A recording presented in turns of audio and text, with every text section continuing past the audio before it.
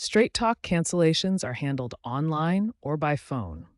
You'll need your account details to proceed. You'll need your account details, phone number, account PIN, and the last four digits of your SIM card. To find the SIM card details, check your phone settings as shown here. To cancel, use the Straight Talk app, website, or call 1-877-430-2355.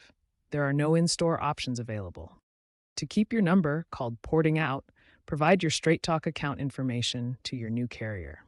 They'll submit a port request, which Straight Talk must approve, generally within 24 hours.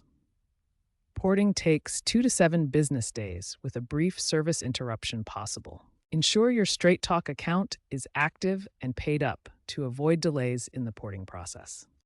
Important tips and considerations for a smooth cancellation. Digital cancellation via the app or website is the fastest method. Use Straight Talk's online portal for quick processing. Straight Talk doesn't charge porting fees, but check with your new carrier for potential activation costs, typically $10 to $20.